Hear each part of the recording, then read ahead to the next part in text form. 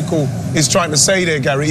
I know what he's saying, right? Yeah. I know what he's saying, but can it happen, if you know what I mean? We've not looked at collective unit, to be fair, during the whole tournament from a point of view of sort of like knitting combinations together and rhythm of passing and possession. What we have looked like, we've got an exceptional individual or two in Bellingham and Kane. And by the way, what you've just seen there in those two interviews are massive egos.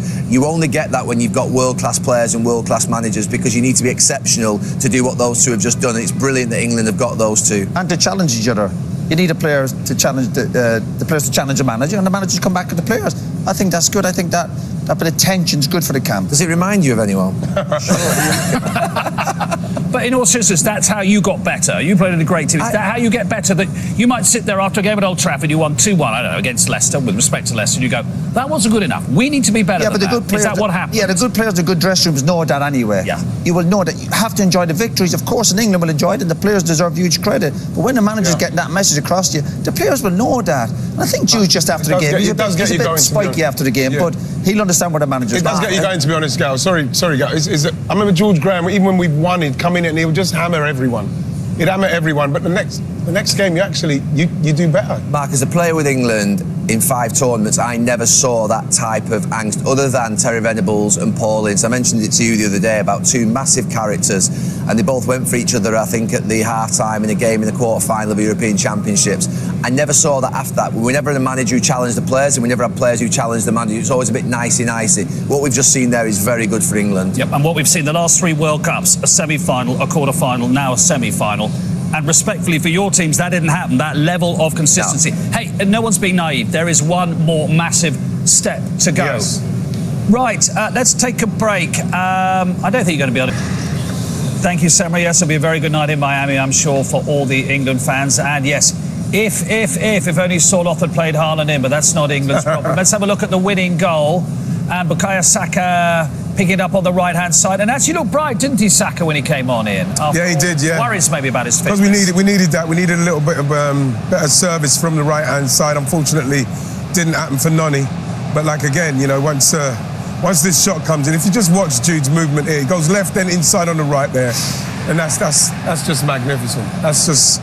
See, you'd be proud of that movement, wouldn't you, as a striker? He actually said, you know, he was lucky to be in that position, but he's told Morgan Rogers to make sure you get your shot in. But look at him.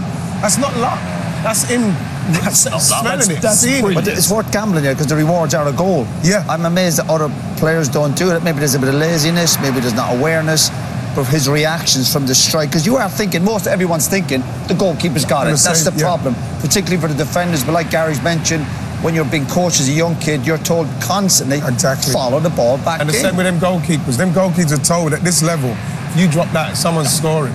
It's that little double movement that's always going to do a defender in those moments whereby you've not got a lot of time to react, where he just goes there and then he just cuts across him. And I'm done. I'm definitely done there. He's done me because I'm following that run that he's first made. All of a sudden he's gone there. Absolutely exceptional movement. You've got to believe he does that a lot of times, but of course a lot of times the goalkeeper saves it and it's not even mentioned. So it's right, you've got to gamble. And there might have been once early in your career where you didn't follow it in and the goalkeeper did spill it, and then you say to yourself, I'm going to follow it in every single time now, because the time I don't is when he spills it. Yeah, I can't remember many times. Maybe when you were 12. But the thing is, it's the reason why you do follow it in, because you've been told. It's that one time you don't follow it in is the one time the goalie spills it. Didn't at Old Trafford though, did you? Well, I didn't. Shut your mouth, girl. Let's have a look at the equaliser, and I know it's very early in the morning back home, but please don't fall for the conspiracy theory that the ball hit the zip wire, because it didn't. FIFA have told us it didn't. FIFA having used something called connected ball technology. I'm really reading this out, aren't I? And there was no sensor triggered. So apparently they were really unhappy, the Norwegians, and said that it did hit the wire. If you actually follow the trajectory of the ball there, you can see it doesn't change. I would believe the Norwegians over FIFA, personally. They were very unhappy, but they say there was no trigger, and look, you can see in England. And obviously they did check that immediately. It's a beautiful weighted pass from Anthony Gordon. Oh, fabulous. Yes. Very simple, very effective. He had a pace of pass, and again, his first touch sets him up, takes it away from the defenders. And you're looking at the defenders, you're still thinking, they're going to get him, but he's in control of the situation. We're talking about timing, biding your time. He appreciates, obviously, he's not putting bombing in the box and just waiting. It's that first touch, and then the acceleration, and then to finish with his left foot. Just and again, the keeper hasn't played much. Over the keeper's leg. Yeah. You could get into the box too soon on that situation. Yeah, of course, but that goes back to the time, and a lot of players maybe get in there too early and you're easy to mark.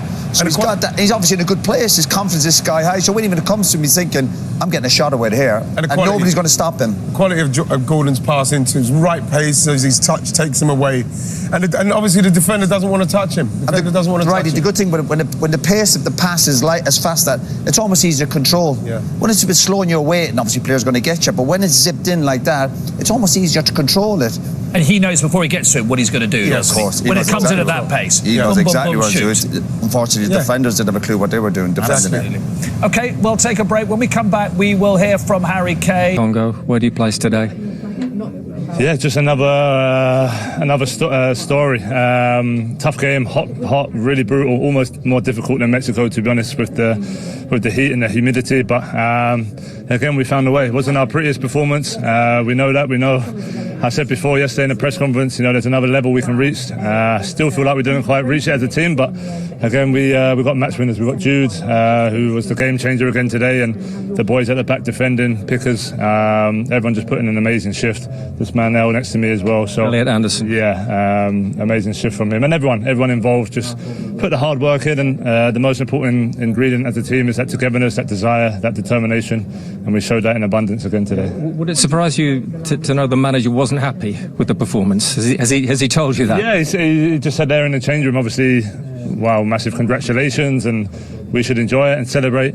He still feels like there's a part of him that knows we can do better, which in a way is a good thing. If we're in a semi-final of a World Cup, knowing we can still improve, still find another level, then we've got to take that as a positive. Like I just touched on there, we have the most important ingredients as a team. We showed that again today.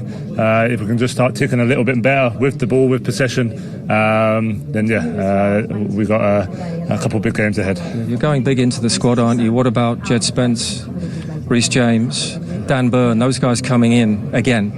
Yeah, we spoke at the start 6 weeks ago when we met up about we're going to need everyone, and I know sometimes throughout the tournament it doesn't always feel like that. The guys who don't always get the starting places can be disappointed, and of course they have that right. But whenever people come onto the pitch, they give their all for their shirt, they give their all for the badge, and you saw that again today. The guys who come on made a real difference. Jed in particular was outstanding when he come on. I thought the energy he brought, the 1v1 duels, really helped change the game for us, and that's what we need. It's a quick turnaround now. We play again on Wednesday. The match is going to be even more difficult against Argentina or Switzerland. We're going to need everyone this week as much as possible. Well done, Harry. Cheers, thank you.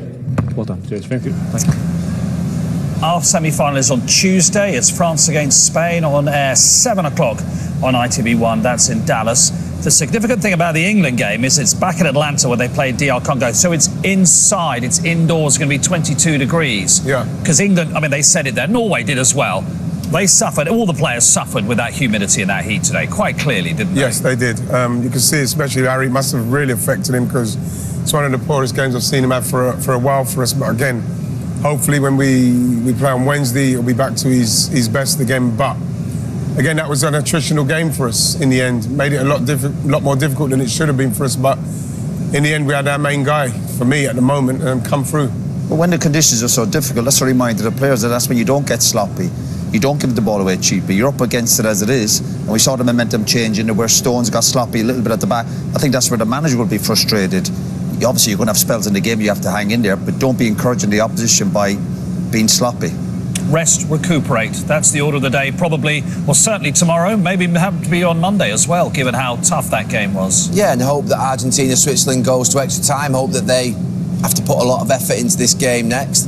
But, it's mouth-watering. I know we can't be disrespectful to Switzerland, but the idea of England, Argentina in a semi-final, Messi, Bellingham, Kane, all that on the pitch is incredible. That is quite disrespectful. Yeah, but the England players must be feeling great because we're talking about that feeling, whatever about cars, women and drugs. When you're winning games of football, what's it like? The dressing room, it's the best feeling ever.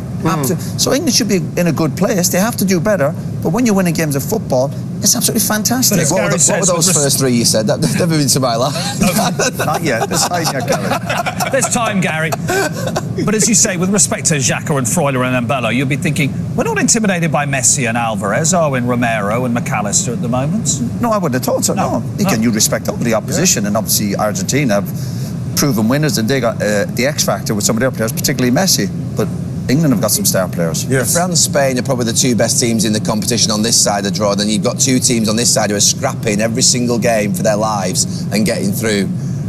It's intriguing what's going to happen. And Argentina have scrapped as well. I mean that as a compliment. Have scrapped as well as anybody, haven't they? And when it comes, if that's the game, Egypt. yeah, if that's the game you have to play with them, then that's. I think that we've got the capability of actually going toe to toe with them. But they have got Messi, just like we've got Bellingham. And we praise Argentina for being street fighters. Listen, England are up for that fight. Like, you have to give them credit for that. Absolutely. I think we want to